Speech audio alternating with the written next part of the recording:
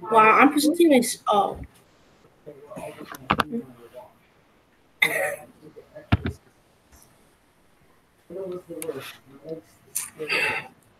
Hey, Cedric, I have you here today. Yes. Great. Did you send me the answers to that sheet? I saw that you were working on it yesterday. Yes, I have them. Are you going to send them to me so I can have them? Yes. Excellent.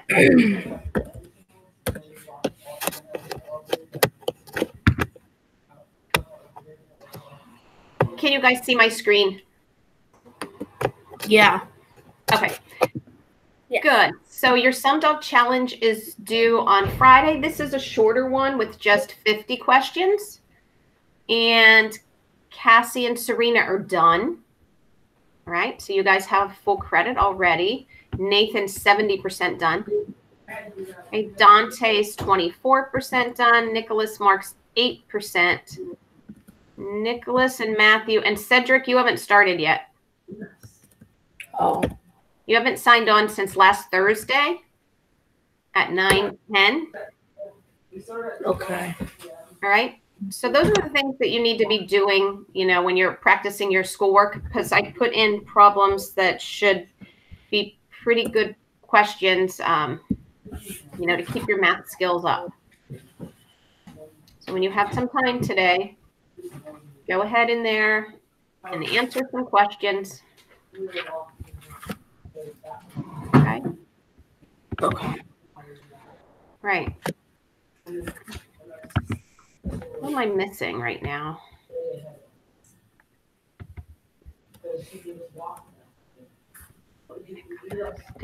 Nicholas Willoughby.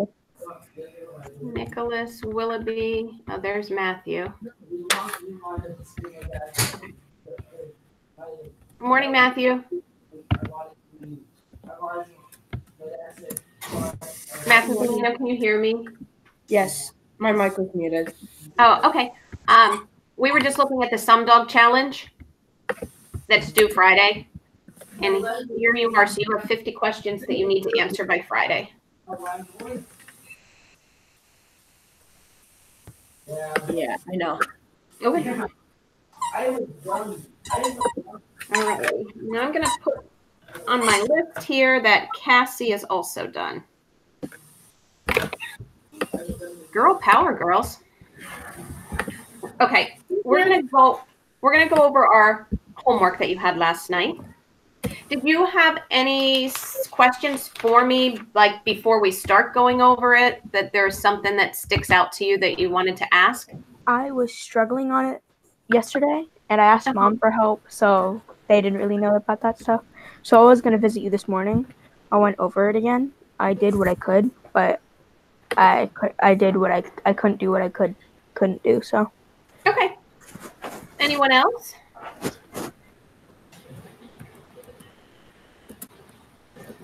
All right. And Nicholas, remember, I'm always available 2 to 3, and you can also send an email.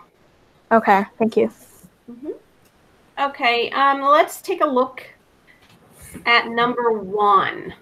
Cassie, what did you have for number 1? You were writing an equation. So y equals something. Y equals x minus 4. Yep, that's it. Good job. Number 2, Matthew. Y equals what?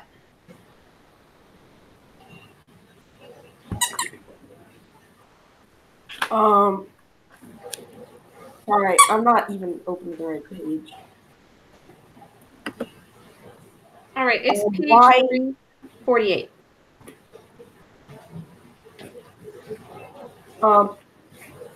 Y equals 4 times x. All right, I heard the 4, but I didn't hear what you said after that. Y equals. X. Sorry, one more time.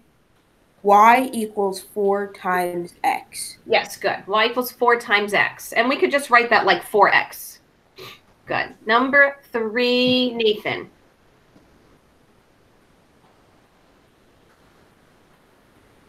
Y equals X plus 3. Good. 4, Serena.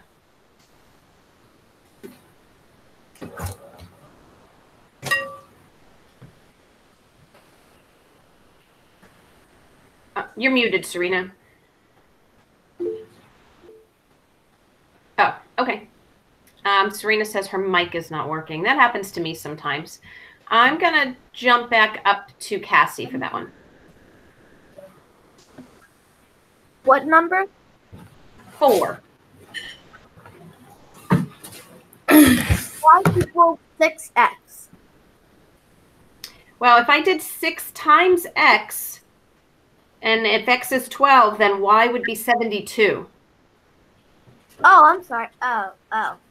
I see what you mean. I get the 6, but I don't want to multiply by 6. What do I want to do?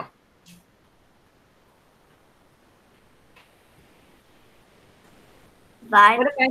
What if I say Y equals X divided by 6? That makes more sense.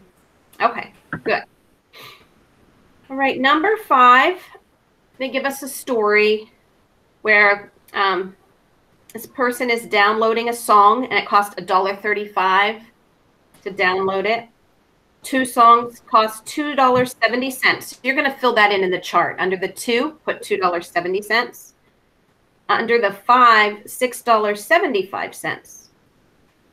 Write and solve an equation to find the cost of downloading 25 songs. So you needed to figure out what goes under 10 and also write an equation and then the total number of 25 songs. Okay, Matthew, what did you put under the 10?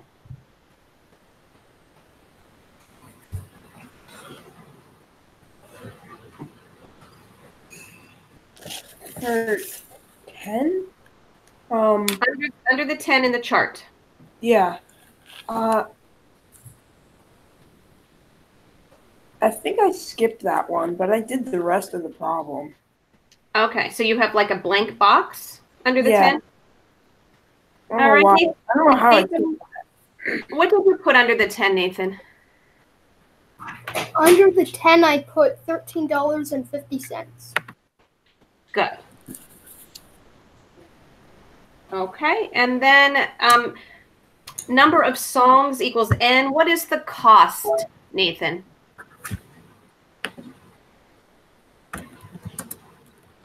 The cost of 25 songs? Well, the formula first and then the cost of 25 songs. The formula is T equals 1.35 N. And the cost? The cost of 25 songs is $33.75. Okay. Good. I'm going to share my... Oh, I think I got out of the right page. Hang on. I'm going to share my screen so you guys can see that. I had it up, but I think I must have X'd out. So give me a second to pull it back. So I think it'll be easier if you see it.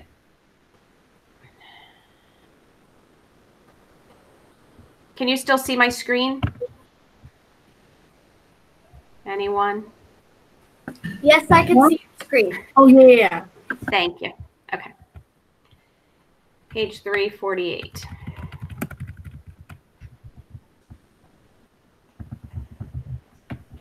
Okay. And I had made it bigger, so I'm going to try to do that for you again.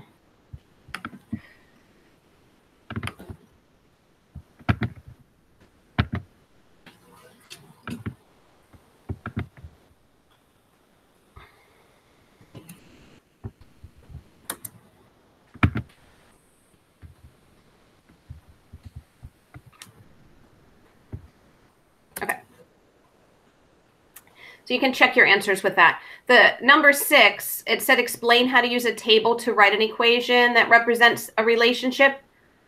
So you should have something like compare the X and Y values and find a pattern. Remember we were saying, are they adding something? Are they multiplying by something? Number 4, they were even dividing by a number. All right. And then use that pattern to say y equals like something with x, x plus 3, x times 3, x divided by 3. Okay. All right. On the next page, it said, what does it mean for an equation to express y in terms of x? I think that's a good question, because remember I told you guys that one of the things that bothered me when I started learning this, when I was in school, was that word quantities. What are these quantities? And that just means like how they're measuring it. What two things are they comparing? And that's another thing that always bothered me, was why in terms of x? Like, what are they talking about? I'm going to scroll down so you can see that. Hopefully.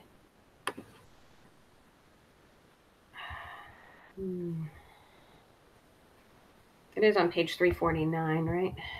Yeah. Okay.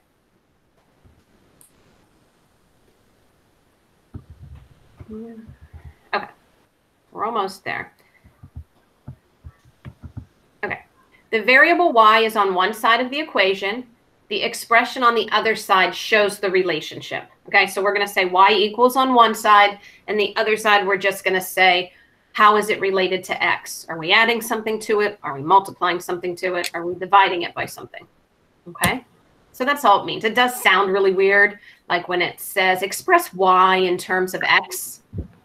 It sort of sounds meaningless, but that just means say y equals, and then what do we have to do to x to get to y? All right. Number 8, the length of a rectangle is 2 inches more than twice its width.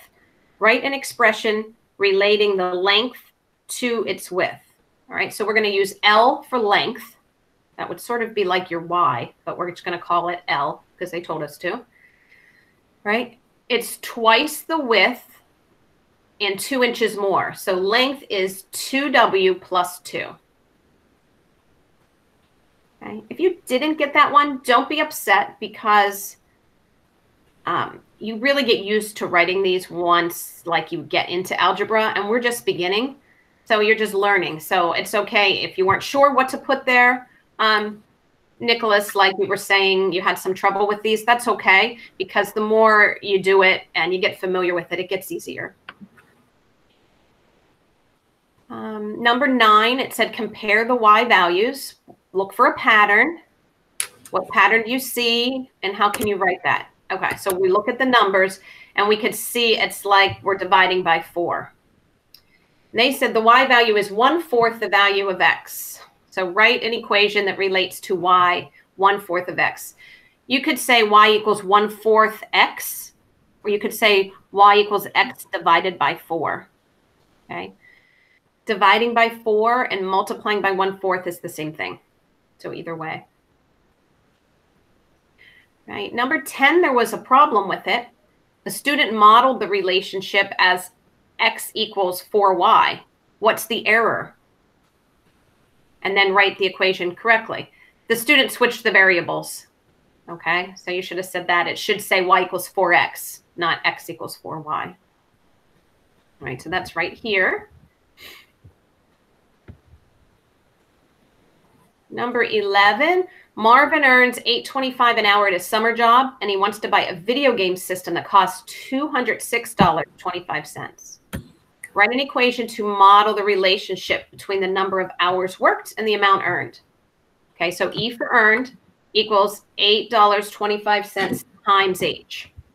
He makes $8.25 an hour, so you just multiply $8.25 times however many hours he works. Solve your equation to find the number of hours he needs to work in order to afford the video game. So we're going to substitute in for E. We're going to call that $206.25. That's how much he wants to earn. Equals $8.25 H, and then we divide both sides by $8.25.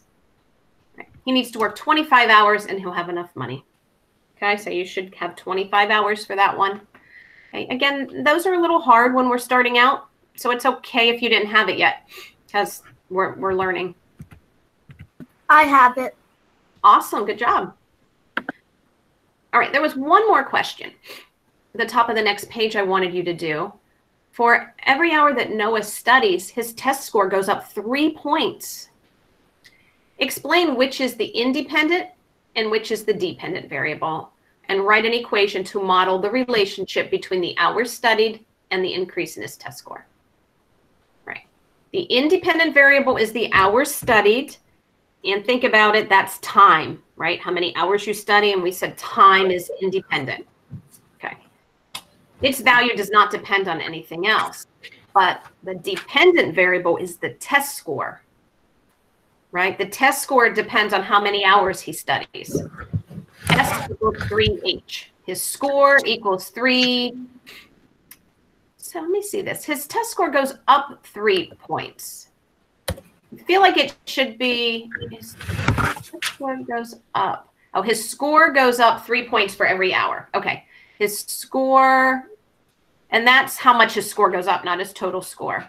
All right. So it goes up S 3 times however many hours he studies. So he should study a lot of hours, right? Unless he already had like a 97, then he'd only need to study 1 hour to get 100.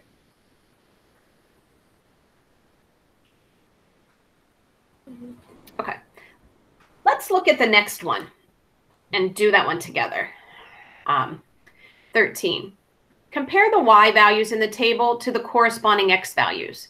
Determine if it's additive or multiplicative, and write an equation if you can. Right, so here's our x values, 1, 3, 5, 7, and our y values, 3, 6, 8, 21. I wanted to show you this one because there is no relationship. There's no consistent pattern between the y values and the x values. Sometimes that happens. That means if you graph it, it's not going to look like a line. It is not a linear equation, so we can't write it in that form of y equals something x. Okay, so sometimes it's not possible. I wanted you to know that. Look, we're adding 2, we're adding 3, we add 3 again, but here we added 14. Our x values are going up by 2. That's our pattern, but our y values are all over the place. Okay, so there is no pattern. All right.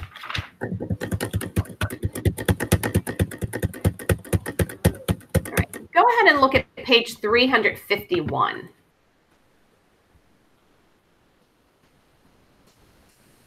Page 351. Okay. It says Angie's walking speed is 5 kilometers per hour. And Mary's is 4 kilometers per hour. Show the distance each girl walks related to time. So there's a few blanks in the chart there you have to fill in. Let's look at Angie first. Okay, number of hours goes across the top, and her distance goes across the bottom. 0, 5, 10, blank, blank. All right, Nicholas Marks. So I don't think we have the other Nicholas with us. Nicholas Marks. What should go in those 2 blanks? What goes under 3 and what goes under 4? Okay, so under 3 should go 15, correct? Mm-hmm. Correct. Under 4 should go 20. Good job. Yep. That's it. Okay. Oh, I got the easy ones. All right. The next one, we're counting by 4s. All right. So Matthew, what should go under the 3 and 4 in Mary's distance chart? 0, 4, 8, and what goes in the next 2 spots?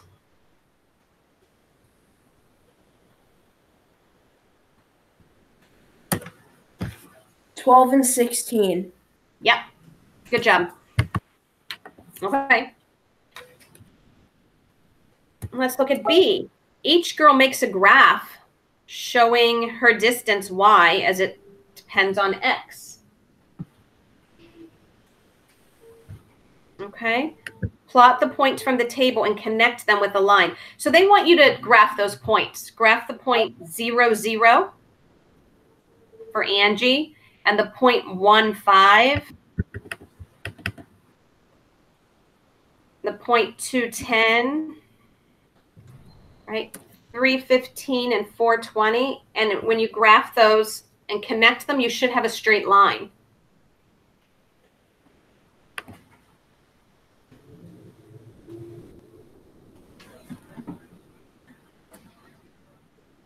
And we have to come up with an equation for Angie.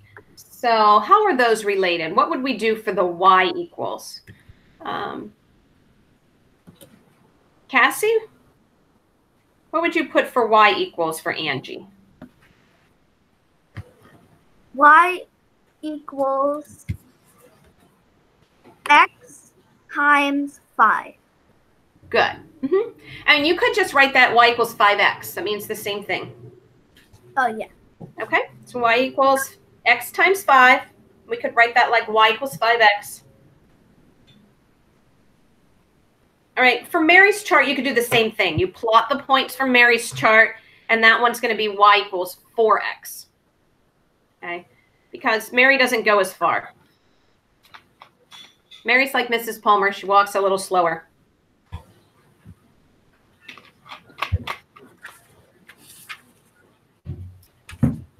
Right. The reflect, I do want us to talk about this question.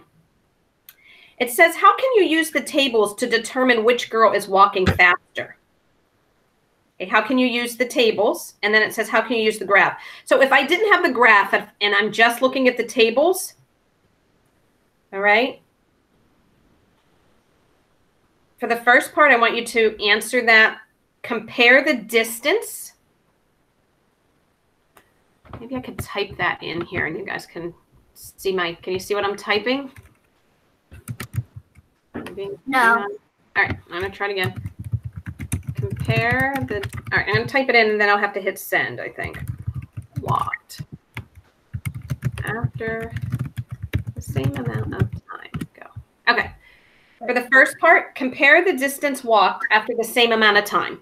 Okay, so that's how we would compare Angie and May.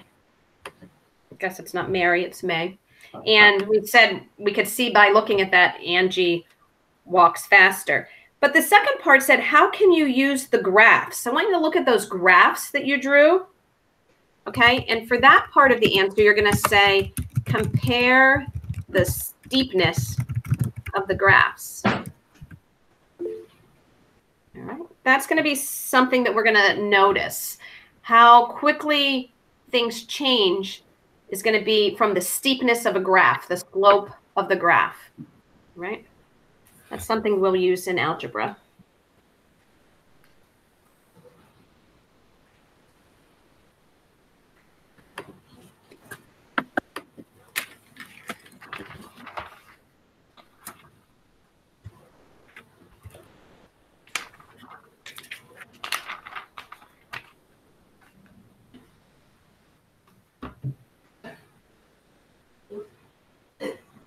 Okay, I want you guys to work on page 352 for tomorrow. It's like the page we just did. You're going to have a chart to fill in. Then you have to plot the points and answer some questions. Do the whole page, even the reflect. The reflect is identifying the independent and dependent variables. Very important, but I know you can do that.